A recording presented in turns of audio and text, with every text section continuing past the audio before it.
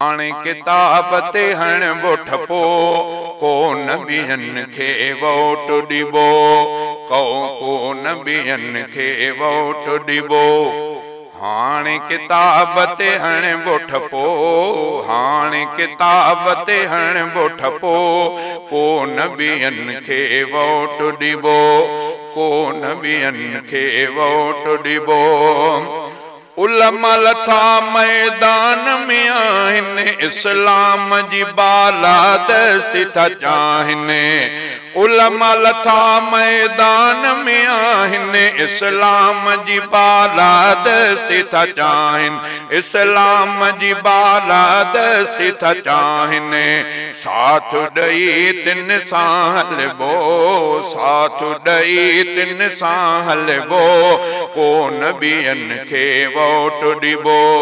हाणे किताब ते हण बुठ पो हाणे किताब ते हण बुठ पो को नबियन खे वोट ॾिबो को नबियन खे वोट ॾिबो। परचम नबवी शानो असांजो आहे मिठा ईमानो असांजो। परचम नबवी शानो असांजो आहे मिठा ईमानो असांजो आहे मिठा ईमानो असांजो। परचम घर घर ही हणबो परचम घर घर ही हणबो को नबियन खे वोट ॾिबो।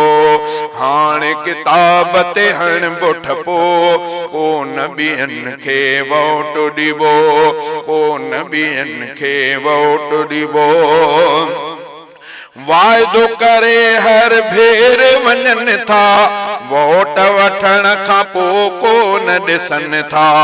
वाइदो करे हर भेर वञनि था वोट वठण खां पोइ को न ॾिसनि था वोट वठण खां पोइ को न ॾिसनि था।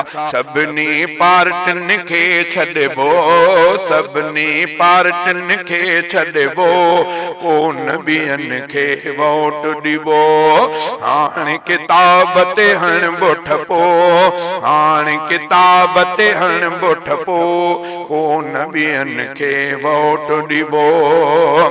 हक़ ऐं सच जी शोभा थियणी नुसरत रब जी आहे मिलणी।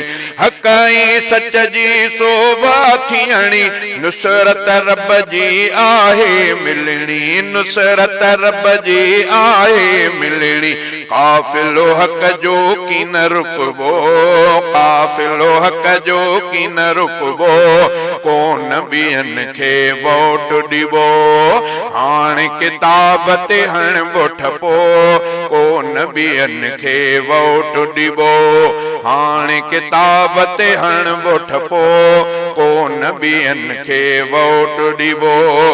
वाके वॾे ऐलान कयां थो अहसन अल्लाह बख्श चवां थो। वाके वॾे ऐलान कयां थो अहसन अल्लाह बख्श चवां थो अहसन अल्लाह बख्श चवां थो। जमियत सांजी बो मरबो जमियत सांजी बो मरबो को नबियन खे वोट ॾिबो। हाणे किताब ते हण बुठ पो को नबियन खे वोट ॾिबो को नबियन खे वोट ॾिबो।